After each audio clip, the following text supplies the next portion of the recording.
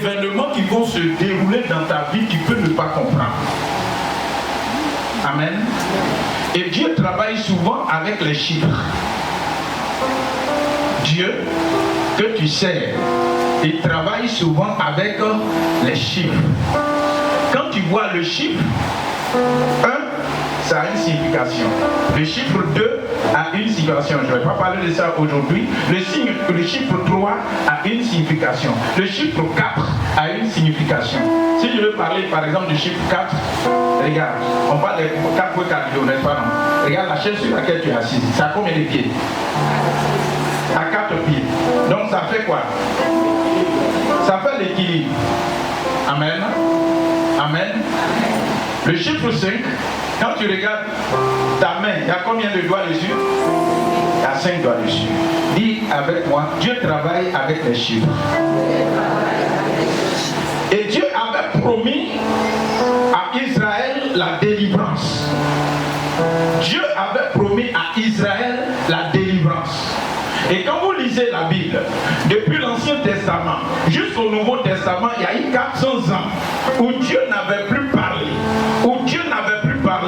mais les Juifs qui avaient la révélation des paroles prophétiques, selon ce que Ésaïe avait annoncé, selon ce que les prophètes avaient annoncé, c'est que celui qui allait délivrer Israël, il est de la lignée de David. Amen. Il est de la lignée de David. Mais quand est-ce qu'il va venir? Tout le monde l'attendait, mais personne ne savait le jour. Personne ne savait l'année. Personne ne savait le mois. Personne ne savait la période. Personne ne savait la saison. Bien-aimé, Dieu peut dire quelque chose. Il peut t'annoncer une bonne nouvelle. Mais quand la nouvelle va s'accomplir, tu peux ne pas comprendre. Tu peux ne pas connaître. Mais ce que Dieu te demande, c'est de prendre des dispositions pour que le jour J, que tu ne rates pas ce que Dieu a dit. Amen.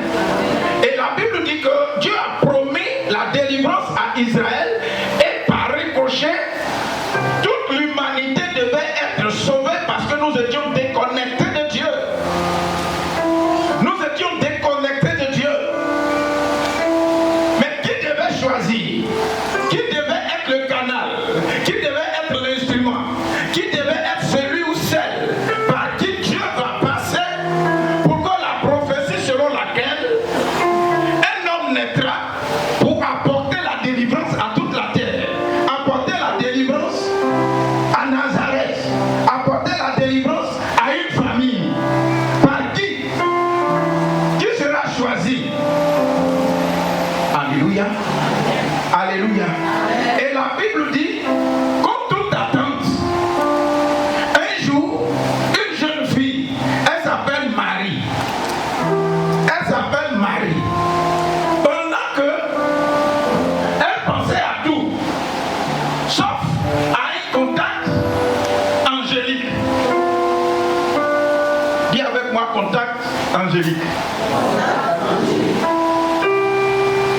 Il y a un contact qui se crée et ça vient au 6e mois. On dit au 6e mois, un ange va venir et parler à Marie. Et il ne vient pas parler n'importe quelle parole. Il ne vient pas dire n'importe quoi. Il vient annoncer une parole messianique.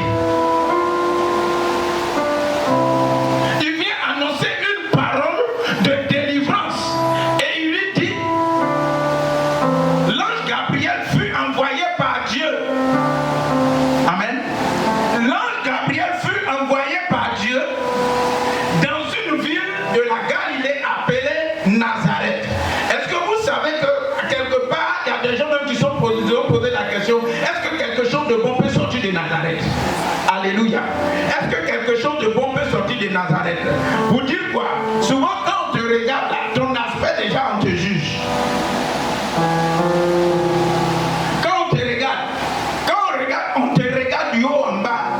Il y a des gens, ils ont cette façon de pouvoir regarder les gens. Si toi-même tu ne fais pas attention, tu vas dire il y a quoi sur moi?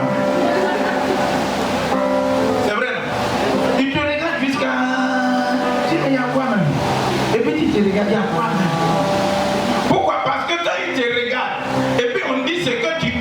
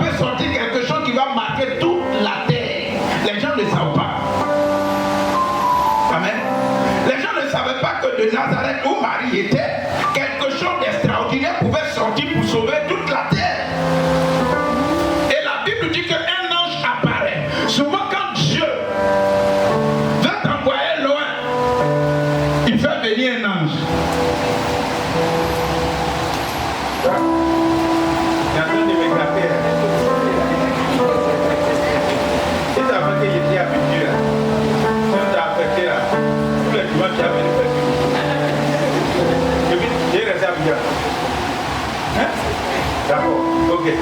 Amen, sans prière. Alléluia. Donc le 6e mois, un ange va apparaître à Marie.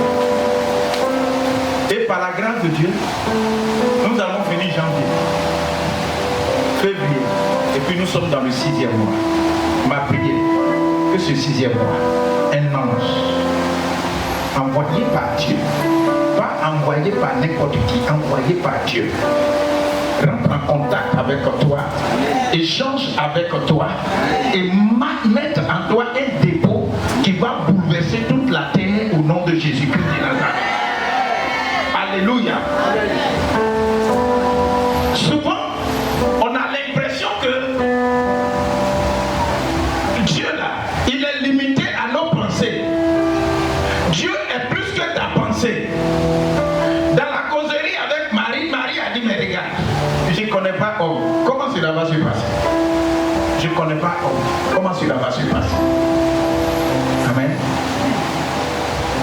Ce que tu penses que ça ne peut pas être fait là, Dieu peut faire. Il y a des gens aujourd'hui, ils ne savent pas qu'il y a des postes que Dieu a prévus pour eux. Ils se demandent, est-ce que je peux arriver là? Aujourd'hui, tu ne travailles pas, c'est vrai. Mais quand il prouve que dans 2 jours, dans 3 jours, le ciel, Dieu va envoyer un ange pour te dire, ma fille, mon fils, regarde, j'ai décidé de changer ta vie. Humainement parlant, apparemment, ça, tu ne ressembles à rien. Apparemment, ça n'amène même pas à croire. Mais les jours qui vont se suivre, les mois qui vont se suivre, c'est que Dieu a dit va s'accomplir d'une manière claire, propre. Et puis, Marie même commence à douter pour dire comment cela peut se passer. Je ne connais pas d'homme. Je t'annonce, c'est pas parce que tu penses que tu ne peux pas arriver que tu ne vas pas arriver. Mais je t'annonce que Dieu lui-même, souvent il te confond pour dire je suis Dieu. Si tu as accepté de vivre comme je veux que tu vives là, je veux te lever, je veux te changer, je veux te transformer et puis tu vas voir ma gloire. Je vous annonce que l'Esprit de Dieu a couvert Marie. Et depuis dimanche, tu as reçu l'onction, tu as reçu l'Esprit de Dieu, au point que tu n'es pas un homme naturel, mais tu es un homme surnaturel. Et quand tu es un homme surnaturel, il y a des événements surnaturels qui se produisent dans ta vie. Quand tu as l'Esprit de Dieu, il y a des choses excellentes qui se produisent dans ta vie. Quand tu as l'Esprit de Dieu, il y a des choses que les gens ne voient pas. L'ange là, l'entretien était privé avec Marie. L'entretien était privé. Quand Dieu te bénit, il veut te bénir là, souvent il fait son entretien en privé. Il fait son entretien en privé. Il te dit, mon fils, tu as persévéré. Il y a une telle épreuve. Tu n'as pas désisté, tu as persévéré. Mais aujourd'hui, tous tes adversaires, je prends la responsabilité de m'occuper d'eux. Mais toi, ta vie là, je change ça. Et puis quand ils vont te voir, ils vont t'accorder du respect. Ils vont t'accorder du respect. Ils vont t'accorder du respect. Certainement, tu dis que tu n'es pas fort. Certainement, tu dis que tu n'es pas allé à l'école. Certainement, tu dis que tu n'as pas de relation. Certainement, tu dis. Mais ce n'est pas ça que Dieu veut. C'est ta relation avec Dieu, c'est la chose la plus importante. Dieu regarde sur la terre et puis se demande, mais qui je vais choisir? Alors que le qui que je vais choisir, c'est Marie. Je t'annonce que dans ta vie, Dieu va te sélectionner pour bouleverser plusieurs systèmes. Il y a des gens qui se sont préparés. Ils ont cru que c'est eux que Dieu allait choisir. Ils ont cru que c'est eux que Dieu allait prendre. Alors que le plan de Dieu, c'est que lorsqu'on devait choisir David, tout le monde croyait qu'il y a des gens même qui se sont préparés pour dire bon, de toutes les façons, si on doit choisir une loi, moi je fais partie. Parce que quand je regarde mon carnet d'adresse, il y a Samuel que je connais personnellement. Et donc s'il doit appoindre quelqu'un, je sais que je suis déjà le premier. Mais lorsqu'on ne te considère pas, c'est toi que Dieu choisit.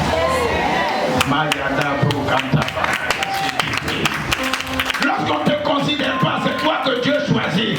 Marie n'était pas dans la gamme de celles qui devaient porter Jésus selon les hommes. Elle-même dans sa propre pensée, elle a calé ça pour dire ça ne peut pas être possible. Mais je t'annonce que c'est possible au nom de Jésus. C'est possible au nom de Jésus. Pendant que je parle, que Dieu fasse venir un ange chez toi à la maison, dans ta vie, dans ton cœur, dans ton âme, dans ton esprit. Et que tout ce qui est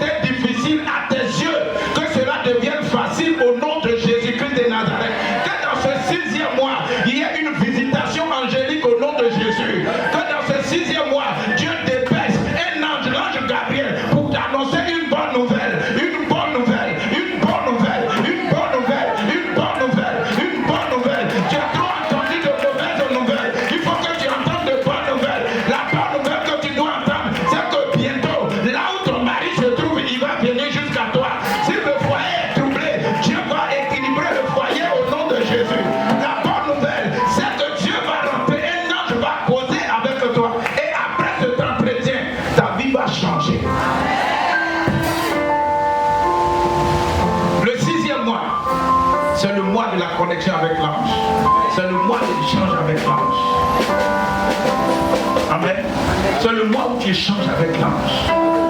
C'est le mois où tu échanges avec l'ange. Et considérez ce 6e mois que c'est un mois où les choses impossibles deviennent possibles. Les choses impossibles deviennent possibles. Les choses impossibles deviennent possibles. Chère maman, il y a des choses qui ont été dues hier, mais Dieu va rendre ça facile. Il y a des choses que tu croyais que c'était impossible, mais Dieu va rendre ça possible. Cher Père, il y a des fois à gauche, à droite, c'est dur, c'est difficile. Tu te demandes comment ça va se passer. Dieu m'envoie te dire que c'est possible, c'est possible, c'est possible. Dans ce 6e mois, c'est un mois de visitation angélique. Pendant que je parle, c'est comme si tu as des soucis, tu as des problèmes au niveau de ton travail. Viens que je prie pour toi, viens. C'est comme si tu as un problème au niveau du travail. Viens. Tu ne te retrouves pas, viens, viens, j'ai prié pour toi. Viens, j'ai prié pour toi. Seigneur, que dans ce 6e mois, donne-moi lui s'il te plaît.